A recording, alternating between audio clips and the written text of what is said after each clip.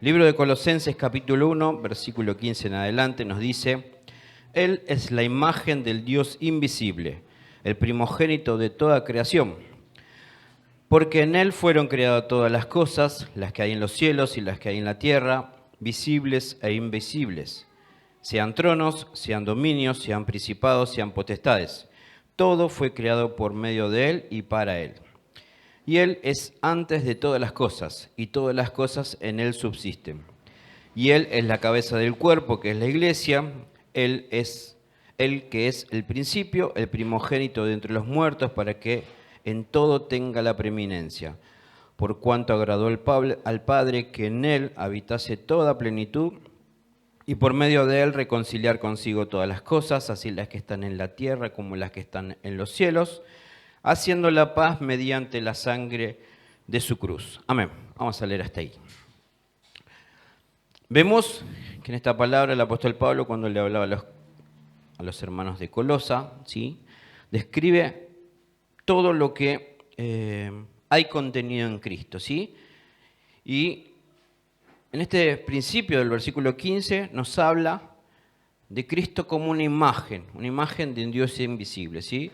Cristo haciendo que este Dios invisible sea visto a través de su misma vida, ¿sí? Es decir, lo que el hombre no podía ver, ¿sí?, literalmente a Dios, Jesús se encargó de reflejarlo acá en la tierra, ¿sí?, para que todos lo pudiesen ver, ¿sí?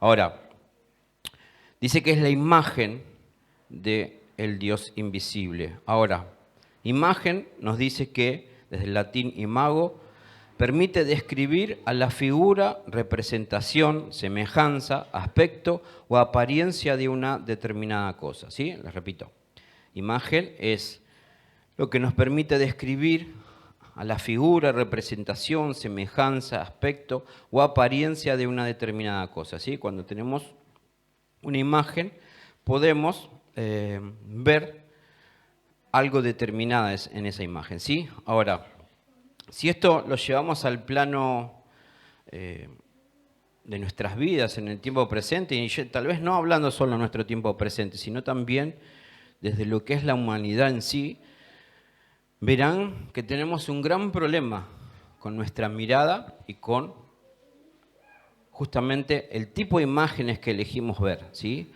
Porque las imágenes, como nos dice esta definición, representan algo. Ahora, el gran punto al que debemos atender es qué tipo de imagen estoy viendo yo, del cual voy a obtener algo. ¿Algo como qué?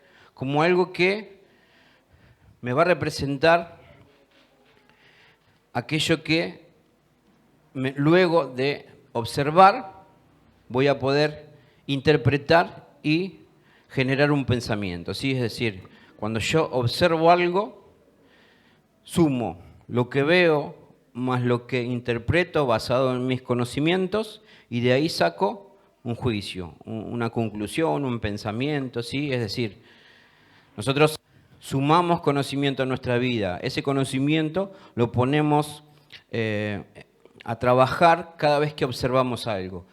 Y de ahí es donde determinamos no solo pensamientos, sino futuros comportamientos, acciones. Es decir, cuando yo observo algo, a ver, si yo estoy observando que hay un chico que está a punto de meter los dedos en el enchufe, lo que observo, más el conocimiento que me dice, va a haber un peligro si ese chico toca la electricidad, esa imagen más mi conocimiento me llevan a interpretar que necesito hacer algo para que eso no pase.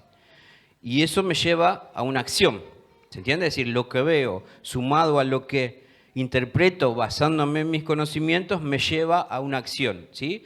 La sumatoria de acciones lo podemos determinar como un comportamiento, ¿sí? Cuando uno suma las diversas acciones, las diversas reacciones, porque no siempre son acciones que uno elige hacer, sino también reacciones que otras cosas tal vez pueden provocar en nosotros, ¿sí? Pero todo eso es lo que puede conformar en nosotros nuestro comportamiento, ¿sí? Ahora, lógicamente que mi comportamiento no solo está determinado por mi conocimiento, por mi interpretación de lo que veo, ¿sí? Sino también por la imagen que elijo ver.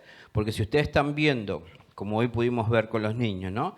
Ver niños que están disfrutando de un momento dedicado a ellos, ven las sonrisas de ellos, ven que están realmente pasándola bien, seguramente que esa imagen en nosotros va a provocar un sentimiento, un pensamiento, ¿sí? Ahora, ver niños no disfrutando, sino ver niños durmiendo en la calle, pidiendo plata para comer, ¿sí? Seguramente que esa imagen distinta en nosotros va a provocar algo distinto respecto a nuestro pensamiento, y también a nuestra reacción a lo que vemos, ¿sí? La alegría ya no va a ser al ver chicos sufriendo, ¿sí? Es muy probable que genere en nosotros tristeza, dolor, angustia, ¿sí?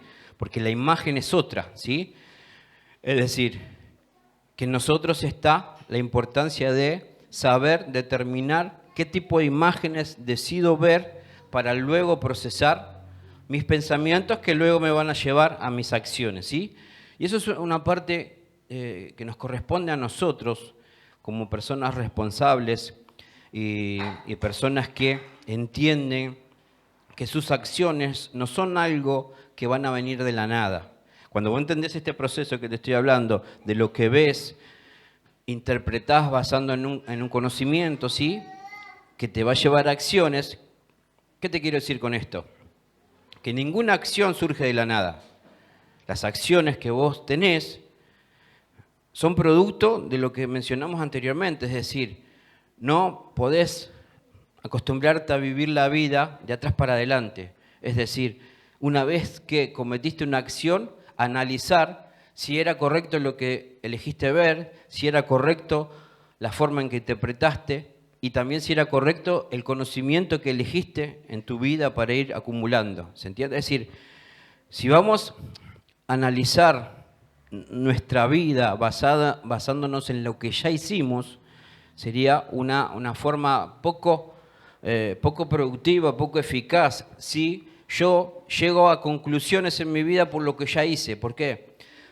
Porque al haberlo hecho, muchas de esas cosas, por no decir la mayoría, son cosas que ya están hechas y en la mayoría de los casos tal vez no tenga la oportunidad de retroceder y corregirlo, ¿sí? Es decir, que una persona entendida que dice, no, yo tengo que ser consciente que antes de hacer las cosas tengo que ver todo lo que produce mi acción. Y eso lo tengo que meditar antes de hacerlo, no después de que ya lo hice, ¿sí? Y mucho más cuando nosotros como hijos de un Dios omnisciente, omnipresente, que todo lo sabe, que está en todos los tiempos y conoce a la perfección el proceso de todas las cosas, ¿sí? Y por sobre todas las cosas que Dios, hablándonos a nuestra vida a través de una palabra profética, ¿sí? Profética que nos adelanta las cosas que van a ocurrir de acuerdo a lo que Él estableció por medio de su palabra. Es decir, estamos ante un Dios que Él no espera que nosotros de casualidad nos encontremos con las cosas hechas, que nos encontremos con una acción sin saber cómo apareció, cómo surgió. Dios por medio de su palabra dice, mira, si vos haces esto, va a ocurrir esto, ¿sí? Dios proféticamente nos dice qué es lo que va a producirse de acuerdo a nuestras acciones. Es decir, basándonos en todo esto, nosotros no tenemos que pasar por alto todo el proceso que nos va a llevar a las acciones. Y teniendo presente lo que Pablo le dijo a los hermanos de Colosa, comenzando por definir a Cristo como la imagen del Dios invisible, ¿sí? Y teniendo presente la definición de imagen, ¿sí? Entendemos que hoy en día la falta de una imagen clara, evidente y correcta en la humanidad, lógicamente eso colabora con una naturaleza desviada y perdida. Es decir, si a la naturaleza con la que llegamos a esta vida, ¿sí? Que es desviada de Dios, afectada por el pecado, encima de eso le sumamos la falta de imágenes claras que representen a Dios, lógicamente esto va por un mal camino. Es decir, si encontráramos muchas más personas que reflejen claramente lo que es Dios ¿sí? Sería mucho más fácil que las personas pudieran comparar esas imágenes que debiéramos ser nosotros con su comportamiento y decir, che, pará, estoy viendo que este es así, vive así, actúa así, piensa así, habla así y le va de esta forma y a mí me va de otra forma. Pero da la casualidad que a mí me va de otra forma, pero siendo algo distinto a lo que él es, ¿sí? Es decir, nosotros cuando somos personas que expresamos la imagen correcta, vamos a estar ayudando a que aquel que está perdido pueda orientarse a través de nuestra vida. Nosotros pasamos a ser como esa brújula de aquel que está perdido, es decir, el que vive con una mente errada, con una forma de hablar errada, con una forma de comportarse errada, que encuentre a una persona, ¿sí? Ser humano como todos, pero que vive de una manera distinta y que produce aquello que el ser humano busca pero no sabe cómo, ¿sí? Nosotros terminamos siendo esas personas que pueden ayudar a tener una esperanza nueva. Es decir, las personas decir, mirá, este loco no sé en qué se basa, pero yo veo que en su vida él es distinto y yo quisiera experimentar lo mismo. Es decir, la imagen que nosotros les estamos mostrando a la humanidad es una imagen que por reflejar a un Dios verdadero, ¿sí? Va a provocar en las personas el deseo de querer experimentar lo mismo, ¿sí? Pero la realidad es que por falta de esa imagen, hoy el mundo está como está, ¿sí? Y esa imagen, repito, la falta de esa imagen colabora con la naturaleza con la que llegamos a este mundo perdida, es decir, entre lo perdido que nacimos y sumado a que las imágenes cada vez se van deteriorando más respecto a la original creada por Dios, vemos que la maldad sigue aumentando, que el ser humano cada vez es más irracional, que tiene comportamientos más animal, ¿sí? Y eso es lo que nosotros tenemos que meditar, porque la función de la iglesia en la tierra es representar a Cristo, para que esta imagen del Dios invisible sea vista por todos. Es decir, vos pertenecer a la iglesia de Cristo no es simplemente tener un lugar de refugio en donde cuando estás mal venís a llorar, o cuando necesitas algo venís a pedir oración por tus hermanos, o es el único lugar donde tengo paz, ¿sí? La iglesia es mucho más que eso. Es eso, pero además mucho más. ¿Por qué? Porque de lo vil y menospreciado que llegamos a Él, ¿sí? Él quiere transformar algo tan perfecto que lo represente ante la humanidad. Y eso requiere de todo un proceso, ¿sí? Ahora, una imagen no se puede oír, no se puede tocar. Una imagen, ¿qué sentido utilizamos para relacionarnos con una imagen? Usamos el oído, el tacto, la vista, ¿sí? Es decir, nosotros para ver la imagen necesitamos la vista, ¿sí? Ahora, en este proceso que Dios quiere producir justamente en nosotros, que tiene que ver con la forma en que miramos, comienza desde el principio. ¿Cuál es el principio respecto a nuestra mirada? Elegir el punto en donde hay que observar, ¿sí? Nosotros llegamos nacimos y ¿cuál es el punto de observación que nosotros solíamos elegir? El más cercano. El hogar, la familia, la escuela, lo que veíamos por ahí, la televisión, todo medio de comunicación es lo que nosotros transmitía imágenes que son las que iban a gestionar en nosotros comportamientos, ¿sí? Los ejemplos de lo que yo veo, copio y reproduzco, ¿sí? La imagen tiene que ver con eso, es una imagen que se reproduce, ¿sí? Que está reproduciendo algo. Entonces, desde que nacimos, constantemente estamos viendo imágenes de nuestros seres queridos en nuestro hogar, de nuestro entorno, a medida que vamos creciendo en la escuela, en el barrio, ¿sí?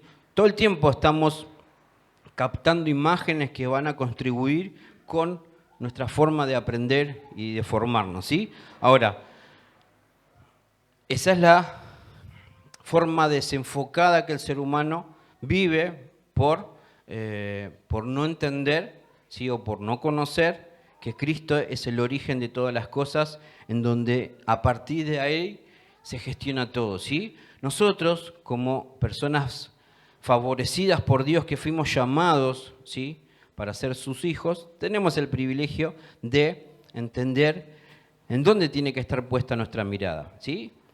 Nuestra mirada tiene que estar puesta en Cristo, que es la imagen de ese Dios invisible, ¿sí? Y a partir de ahí, cuando hablamos de mirar, ¿qué estamos hablando de mirar? A ver, si decimos mirar, ¿qué decimos? Bueno, mis ojos direccionados en algo y simplemente podemos definir como eso como mirar, ¿sí? Ahora, si vamos al origen de lo que es mirar, mirar tiene que ver con mira. Y cuando alguien dice, yo voy a apuntar a eso, lo que está haciendo es enderezando una mira en dirección a un blanco. Mirar tiene que ver con mira.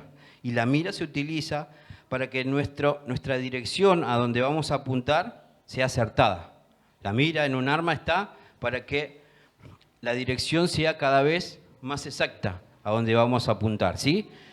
Y poner la mira en Cristo es no solamente entender que Cristo es el lugar donde tenemos que observar, sino es hacerlo con la actitud correcta, con la determinación correcta, con la atención correcta a la hora de observar, ¿sí?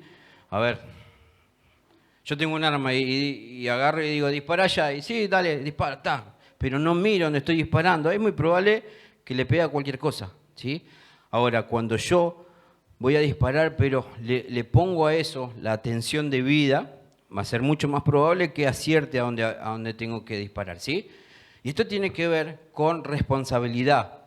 Si nosotros entendemos de parte de Dios que nuestros ojos tienen que estar puestos en su Hijo amado, ¿sí?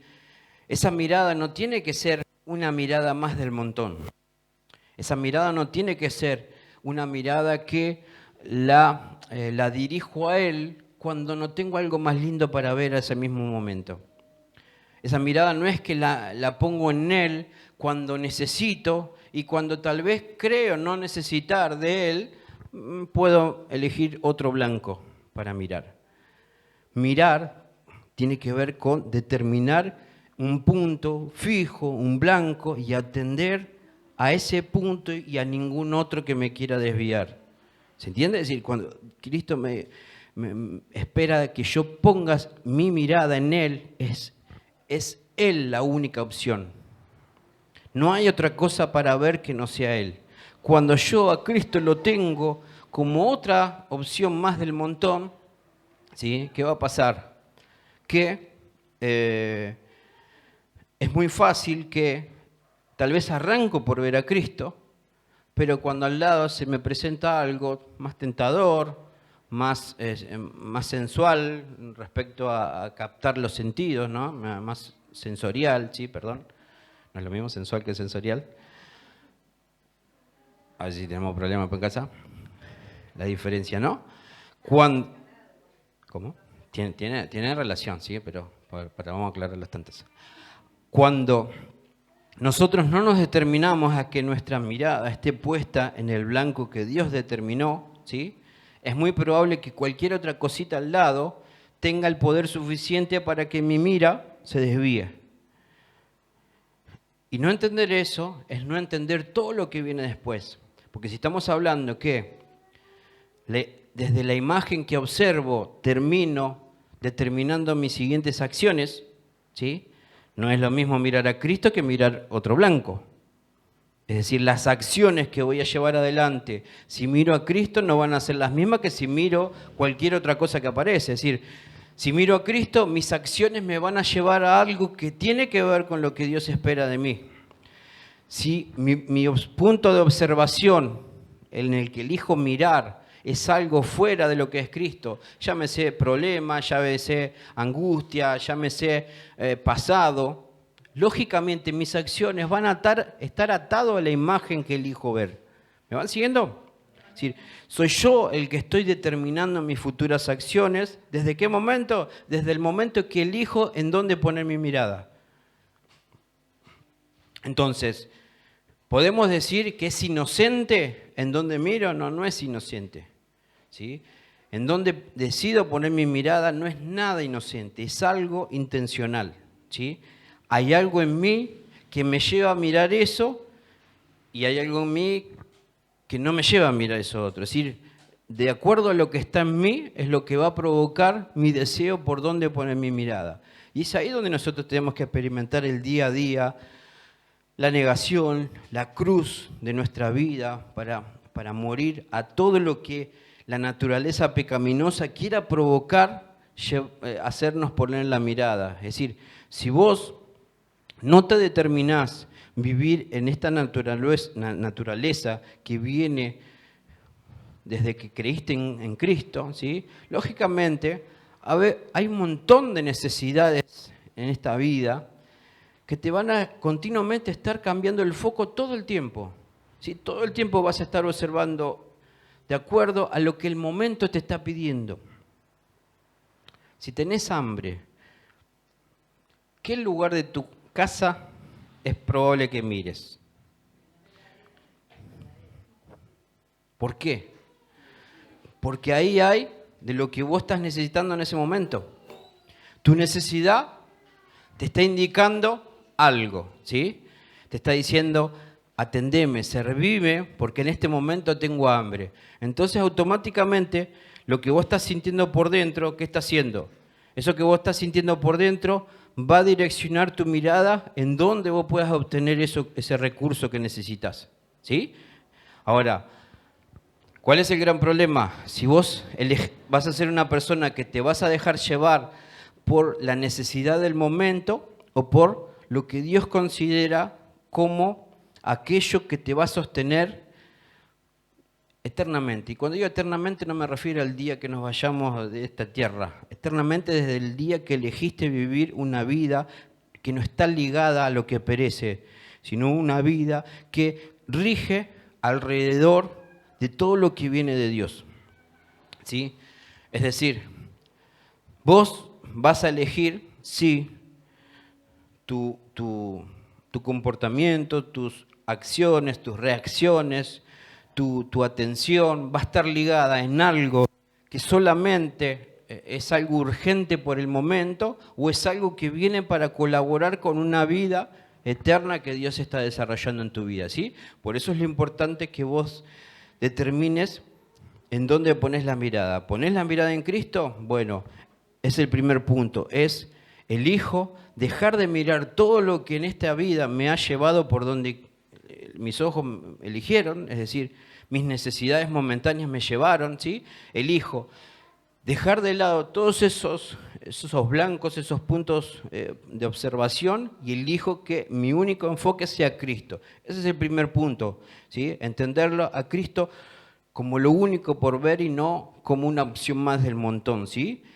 Y entender que ver en Él es, como nos decía la palabra, porque en Él fueron creadas todas las cosas, las que hay en los cielos y en la tierra, visibles e invisibles, ¿sí? Versículo 17, y Él es antes de todas las cosas y todas las cosas en Él subsisten. Estamos viendo que en estos pasajes hay algo fundamental, Cristo como el origen de todo. No como solo el origen y el fin, sino también el centro en donde gira todo. Entonces, lógicamente, poner tu mirada en algo que tiene tanta trascendencia de parte de Dios, ¿sí? Va a reproducir muchos más beneficios que ver algo momentáneo, algo que solamente aporta en el momento que vos lo elegís ver, ¿sí? Entonces, mirar a Cristo como el origen de todo, ¿sí? Es también poder ver en Él, ¿qué cosa?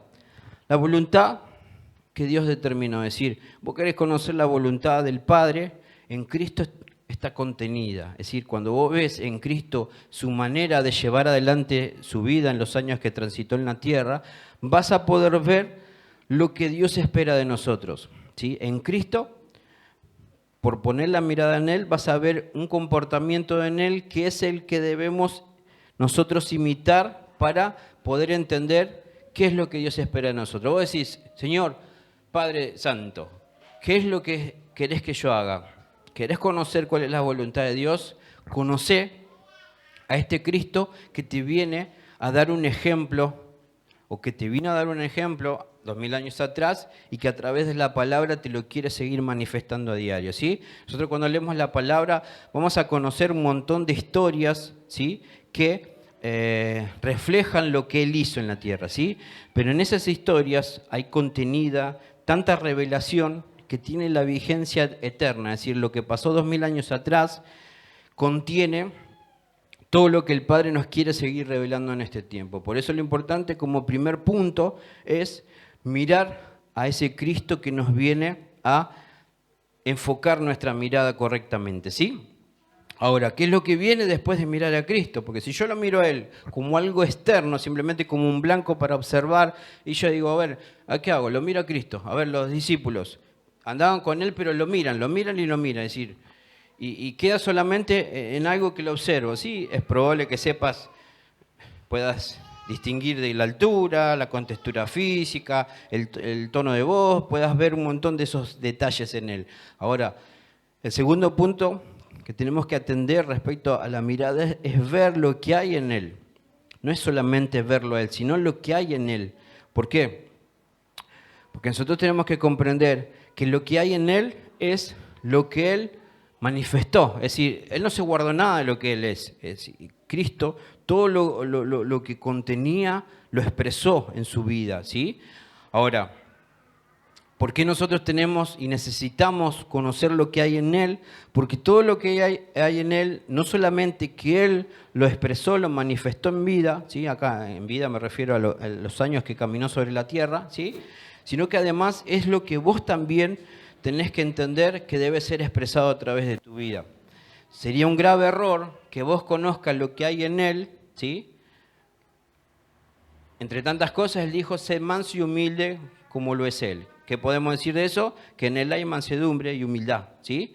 Ahora, si yo estoy sabiendo que en Él hay mansedumbre y humildad y Él quiere que sea la imagen que yo absorba, ¿sí? La vida que yo absorba para expresarla acá en la tierra y que sea visto por los hombres, sería incoherente que sabiendo que Él es manso y humilde, mi vida no exprese mansedumbre y humildad.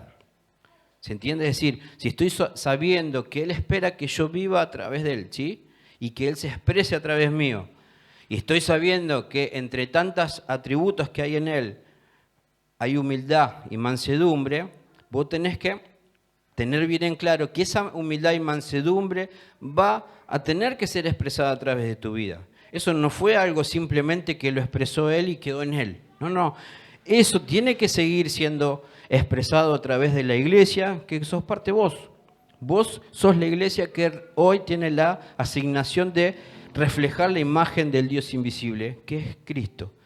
Y esa imagen contiene humildad y mansedumbre, entre tantas cosas, ¿sí? Apunto esos dos simplemente a modo de ejemplo.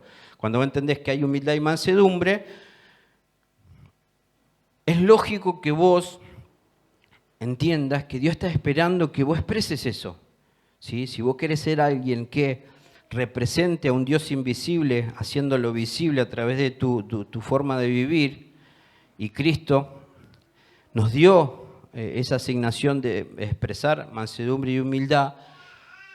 A ver, mansedumbre y humildad, ¿en qué ámbitos esperás o te imaginás que vas a tener que expresarlo? Es decir, la mansedumbre, vos suponés que la vas a necesitar expresar en el lugar donde está todo bien o en un lugar que te va a provocar a expresar algo distinto. Expresar a Cristo, vos pensás que va a ser dentro siempre de ambientes acordes a lo que a su poder o ambientes hostiles que van a provocarte a que vos elijas recurrir a tu vieja naturaleza y no lo que Cristo quiere provocar en vos. Vos tenés que entender que ese Cristo se tiene que establecer en lugares, en territorios, ¿sí? ¿Sí? El primer territorio donde se tiene que establecer es tu vida. En segundo lugar, es tu ambiente cercano, ¿sí? Y a partir de ahí, a donde Él te envíe, ¿sí? Ahora, eso que tenés que expresar, ¿sí? Lo tenés que expresar a modo de ¿qué? De reino. Establecer un reino ¿en dónde? ¿En tierras abandonadas o en tierras en donde ya hay establecido otro reino? Porque ese es el punto en donde muchas veces nosotros decaemos. Queremos llevar el reino de Dios a lugares en donde no somos conscientes que ya hay otro reino. Y cuando llegamos a esos lugares, nos encontramos con algo que nos quiere complicar la vida a la hora de establecer el reino de Dios. Ah, no sé, yo fui a llevar la palabra, fui esto, lo otro, pero me retrataron re mal. ¿Y cuál es la novedad? Si estás llevando un reino de luz a un lugar de tiniebla, ¿vos te pensás que las tinieblas se van a... Vení, pasá, te voy a hacer buenos mates, ¿sentiste cómodo en tu casa? ¿Cuál es la sorpresa? Que cuando vos querés llevar la luz a un lugar de tinieblas, las tinieblas se quieren oponer para que eso ocurra. Tiene que haber en nosotros conciencia y comprensión, no solo de lo que Dios quiere establecer, sino en qué lugares Él quiere establecer eso. Por eso tenemos que comprender que lo que hay en Él, ¿sí? Comenzamos poniendo la mirada en Él. Seguimos mirando lo que hay en Él, porque lo que hay en Él es lo que Él quiere que podamos manifestar a través de nuestra vida, ¿sí? Pero ¿cómo hacemos para expresar lo que hay en Él si no sabemos qué es lo que hay en Él? ¿Sí? Y la palabra constantemente nos habla de lo que hay en Él, ¿sí? Y no nos habla desde el día que nació hasta el día que murió, crucificado en una cruz. No son 33 años de vida que reflejan lo que hay en Cristo. Dice la palabra que de Génesis a Apocalipsis todo habla de Cristo.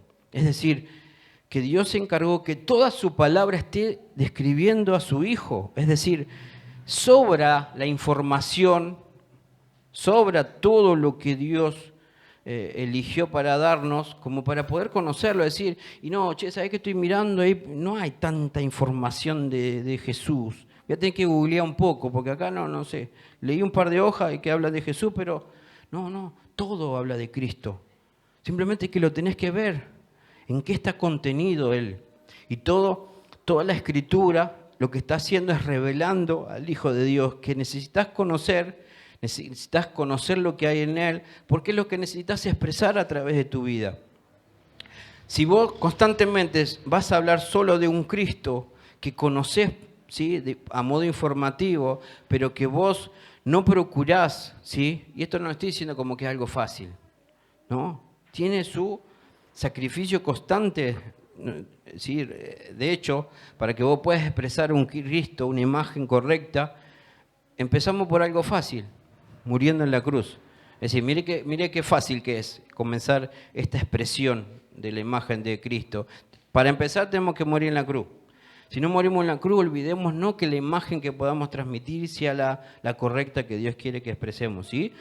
Así que estamos en un lindo baile, ¿sí? En el cual, si no somos conscientes, vamos a quedar a media, ¿sí? Entonces, en esta nueva vida que estamos llevando adelante, ¿sí? Requiere de mucha atención, requiere de que nuestra mirada esté puesta en Él, que requiere de que podamos conocer a diario, todo el tiempo, lo que hay en Él, que nuestra comunión, ¿sí? Con el Padre nos permita revelar a su Hijo, que nuestras oraciones, en nuestro mayor deseo sea de poder conocer lo que hay en su Hijo, ¿sí? Porque repito, entre tantas cosas, el apóstol Pablo decía,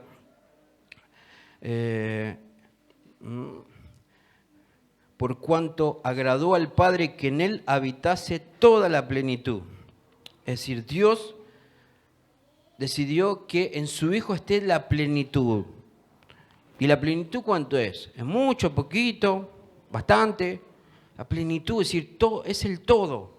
Entonces, cuando vos, teniendo al todo en Cristo, elegís buscar por otros recursos lo que vos querés necesitar, ¿será una buena opción? Es decir, me siento que algo me falta, me siento un poco vacío, me siento desanimado, siento un poco desorientado, perdido. A ver, ¿por dónde voy a buscar? Y bueno, busco por acá, busco por allá, a ver en dónde puedo conseguir eso que tanto necesito. No, Dios determinó que en su Hijo está la plenitud de todo. Es decir, te está diciendo, no pierdas tiempo en buscar nada por ningún lado que no sea Cristo. Mirá a Cristo, tu mira que esté puesta en ese blanco en donde es el origen de todas las cosas, ¿sí? Y es importante entender, repito, esta segunda parte que tiene que ver con ver lo que hay en Él, ¿sí? Ahora, ¿qué es lo que cierra a todo este proceso de nuestra mirada? Repito, dijimos, primero hay que ver a Cristo, segundo, ver lo que hay en Cristo, y en tercero, es ver a través de Cristo. Es todo lo que yo vea, que lo pueda ver como Él me lo quiere mostrar y no como yo lo quiero ver. ¿Por qué? Porque si yo estoy peleada con Priscila y yo la voy a observar a ella, primero como mi enemiga. Porque si estoy peleada con ella y provocó algo, enojo en mí, yo voy a, en primer lugar, le voy a poner el título de enemiga. ¿Por qué? Porque ella es la que vino a provocar enojo en mí, no a hacer que se manifieste en mí lo que estaba escondido. Y eso es un problema, cuando yo le echo la culpa a alguien del enojo que se manifestó en mí. Ella lo único que hizo fue colaborar para que algo que estaba escondido en mí se manifieste. Ella no vino a traer enojo. Ella lo que hizo fue una acción que provocó que el enojo que estaba en mí se manifieste.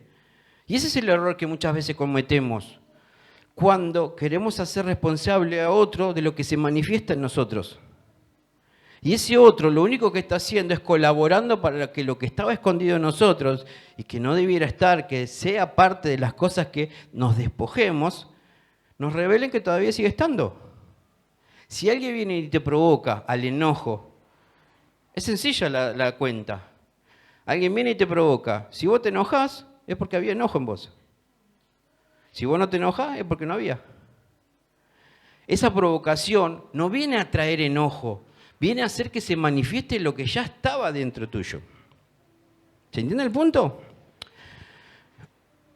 Y eso es lo que nosotros tenemos que comprender, que lo externo no puede inyectarnos algo que nosotros no queremos. ¿Sí? Nosotros tenemos, por elegir poner la mirada en Cristo, sabemos que en Él está todo. La plenitud está en Él. Es decir, todo lo que venga de algo que no sea Él, yo elijo que no entre a mi vida. Es decir, ¿por qué? Porque yo elegí poner la mirada en Él y mi fuente de recursos que sea Él. Porque el Padre dice que en Él está todo. Es decir, no necesito buscar de otra cosa que no sea Él. Entonces, si estoy viendo que alguien viene a querer provocarme a algo que no es la expresión de su hijo, yo tengo que ser un poquito sabio, entendido, maduro y decir, mirá, vos con esa acción estás queriendo provocar en mí una reacción que no es parte de la que Dios espera de mí. Entonces, si todavía estamos en ese proceso, yo di el ejemplo del enojo, ¿sí? Si todavía decimos, che, mirá, todavía está el enojo, pero por ahora, gracias a Dios, hay un poquito de dominio propio, como hablaba la pastora el jueves, y con ese dominio propio la voy piloteando. La verdad me reenojo, pero por ahora, gracias a Dios, no exploto. Exploto por dentro, pero no reacciono. Bueno, es un principio, pero no te conformes con eso, porque tal vez no lo expresás y mañana te terminás muriendo en un ataque al corazón. ¿Sí? No hiciste nada, no reaccionaste con nadie, pues te afectó a vos mismo. ¿Sí? Y la idea es que todo lo que viene para hacernos mal, ¿sí? Sea despojado de nuestra vida. Porque no es solamente algo que Dios consideró que no es parte de las cosas que debemos expresar a modo de representarlo como imagen, sino que es algo que también daña nuestra vida. Cuando vos te guardás tristeza, dolor, angustia, todas esas cosas, no es solamente la necesidad del despojo para que eso no lo des como mal ejemplo a los demás. Es porque también te hace mal a vos. No es solamente que el enojo hace mal al que lo recibe de tu parte. El enojo también te hace mal a vos. Entonces, como es algo que viene para matar, es parte de las cosas que vienen para matar lo que Dios le dio vida, y bueno, vamos a desecharlo. ¿Sí? Entonces, esto, ¿por qué es importante a tener en cuenta? Porque no nos podemos quedar simplemente, repito, con mirar a Cristo. No, yo mis ojos los pongo en Él, pero sigo viviendo como quiero. Mis ojos los pongo en Él, pero ni idea lo que hay en Él, pero yo lo miro. Y estamos ahí nomás de poner un crucifijo ¿no? Estamos ahí nomás de prender una vela a una pedazo de madera. Porque si yo solamente miro a una imagen, pero no indago lo que hay en él, que es vida, ¿sí? ¿Qué diferencia hay en tocar todos los días, levantarme en la mañana, bueno, gracias a Jesús, y toco y le prendo una vela para que me acompañe, ¿sí? Y ese es el mayor error que podemos cometer, quedarnos solamente con ver a un Cristo que está para servirme y no para revelarme lo que es la voluntad del Padre. tengo que ver a Cristo, ver lo que hay en Cristo, que es contenida la voluntad del Padre, y a partir de ahí esa voluntad tiene que ser mi mayor deseo. Yo tengo que despertarme cada mañana, no pensando en lo que quiero hacer, sino en lo que Él quiere hacer a través de mi vida. Cuando yo me permito decir, a ver, yo quiero esto, pero no chequeo si ese querer lo puso Él en Él, lo puso Él en mí, mi hacer va a ser complicado. Cuando nosotros tenemos certeza que nuestro hacer va a ser correcto, cuando Él es el que puso el querer. ¿Qué dice la palabra? Que Él pone el querer como el hacer, en ese orden. Nos hace hacer y después querer. Nos pone el querer y el hacer. Entonces, ¿qué quiere decir? Que si nosotros no chequeamos lo que queremos, no vamos a entender lo que vamos a terminar haciendo. Si es lo que Dios quiere o lo que nosotros queríamos. Y este es un tiempo que nosotros tenemos que entender, repito, que Cristo no es una opción más en donde poner la mirada, que Cristo es algo no solamente para observarlo de lejos, sino para ver lo que hay en Él, porque lo que hay en Él es de lo que Dios quiere llenarnos. Repito, Cristo es la plenitud que quiere llenarlo todo, incluyéndote a vos, a mí. Lo que hay en Él es lo que tiene que llenar tu ser, ¿sí? Y esa llenura no es para que vos explote como un sapo de plenitud. No, es para que esa llenura empieces a poder expresarla. ¿Sí? Porque de lo que vos estás lleno, llega un momento que, a ver, nos vamos a dar ejemplo medio asqueroso, pero cuando vos estás lleno de algo, tiene que salir eso, ¿sí? Pero es una ley de la vida. Entonces, esa llenura que viene es para que vos expreses algo. Cuando Dios te da mucho de Él, es para que vos lo expreses. Y qué es lo lindo que experimentás, que de eso mucho que Él te da, además de suplir al que le falta, también experimentás un renuevo en vos. ¿Sí? De lo que vos das, ¿sí? Él te renueva, porque Él no te va a dejar vacío. Si Él ve que Él te dio de su amor y vos se lo das a los demás, obviamente no te vas a secar de amor. No, el amor es una fuente inagotable que constantemente se va a renovar en tu vida. La fe, la amabilidad, todos los atributos que hay en Dios y que quiere ser expresado a través de tu vida, mientras vos seas una persona que en mayor medida te dediques a expresarlo en gestos constantemente, eso pasa a ser un hábito en vos. Ya no va a ser necesario que vos tengas que estar haciendo el esfuerzo para mostrar amabilidad con la gente, o una ayuda constante. Pasa a ser algo normal de una nueva naturaleza, ¿sí? Por eso, en este proceso que tenemos que comprender, este proceso que tiene que ver con nuestra mirada. Nosotros nacimos, ¿sí?, observando un montón de cosas, y ese montón de cosas que observamos son los que terminamos imitando y siendo parte de nuestra formación inicial. Repito, los malos ejemplos son derivaciones de las malas imágenes que vimos en nuestros principios de vida, ¿sí? Entonces, ¿qué nos dice Dios? Quiero enderezar tu mira. Deja de mirar todo lo que te alejó de mí y poné tu mirada en Cristo, que es quien te va a acercar a mí.